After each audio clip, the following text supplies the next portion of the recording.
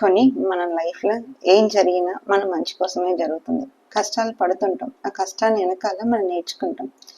అలా ఇవాళ నా లైఫ్లో జరిగిన ఒక రియల్ ఇన్సిడెంట్. అంటే ఎప్పుడు 5:30కి కోర్టుకి వెళ్తుంటాను, ఆడుతుంటాను గేమ్స్, అంతా ఓకే ఓకే అని అనుకుంటాం.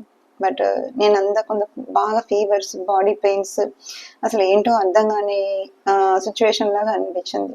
సో రెస్ట్ తీసుకున్నాను, మెడిసిన్ వేసుకున్నాను. మార్నింగ్ లేసి చూస్తే టెంపరేచర్ ఓకే 99 ఉంది. స్టిల్ పారాసిటమాల్ వేసుకొని 5:10కి కోర్టుకి వెళ్ళిపోయి గేమ్ ఆడుతాం. అట్లీస్ట్ 2 గేమ్ ఆడతాం. ఎండకు వచ్చేక ముందు 2 గేమ్స్ స్టామినా చెక్ చేసుకుంటాం, ఆడగలుగుతామా లేదా.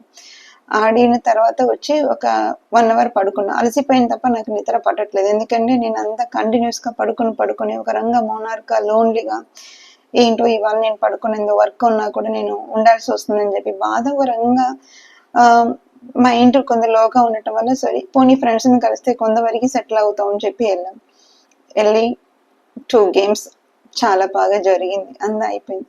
3rd గేమ్కి ముందు సరే కొంత మంచినీళ్ళు తాగి వస్తామని చెప్పి కోర్టు నుంచి నడుచుకుని వచ్చినప్పుడు సడన్గా ఒక రకమైన రీలింగ్ సెన్సేషన్. అది ఎలా ఉంటుందంటే వెనకాల నుంచి ముందు వాడు ఎవరినో తోసేసినట్టు, ఇంకా నేను పడిపోతాను అన్నట్టు. సరే వచ్చి కూర్చున్నాను. సింకోఫా అది ఏంటో తెలియట్లేదు, మరి పొటాషియం తగ్గిందా సోడియం తగ్గిందా నాకు అర్థం కాలేదు. వచ్చి కూర్చుంటే కళ్ళు తిరుగుతుంది. కళ్ళు తెరిచి చూడాలంటే చూడలేకపోతున్నా.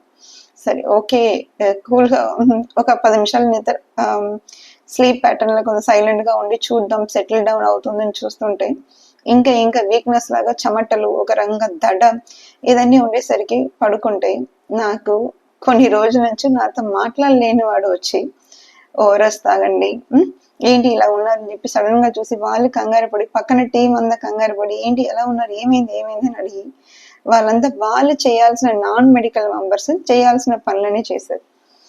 నాకు బాగా కావాల్సిన ఒక డాక్టర్, ఒక ఆఫీసర్, సోకాల్డ్ అన్న అని పిలిచిన ఒక మనిషి, వీళ్ళందరూ నా వాళ్ళు. పరాయి వాళ్ళు ఎవరో మనకు తెలియని వాళ్ళు ఏదో వచ్చి మనకు ఏదో చేయాలి, రెస్క్యూ చేయాలి అని అనుకుని చేస్తుంటారు. నా అనుకున్న వాళ్ళందరూ దూరంగా ఉండి నవ్వుతా గేమ్ ఆడుతున్నారు.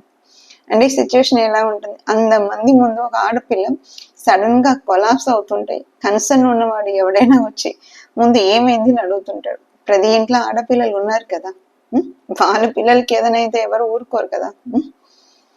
సో బీయింగ్ కొంతవరకు ఏమంటారు, హ్యుమానిటీ అనేది చాలా చాలా ఇంపార్టెంట్. నీకు ఎంత శత్రువు అయినా ఉండవచ్చు, ఎంత మిత్రువు అయినా ఉండవచ్చు. వన్స్ ఒకసారి డౌన్ఫాల్ అయిన తర్వాత ఎవరైతే చేతులు ఎత్తి ఇస్తున్నారో వాడే నిజమైన స్నేహితుడు అవుతాడు. అంతేకాని చూసి అలా ఏం మాట్లాడకుండా తన పని తిని చేసుకున్న వాడిని ఫ్రెండ్ అనాలా, వెల్ విషర్ అనాలా? మీరే చెప్పండి. ఎలా డీల్ చేసుకోవాలి?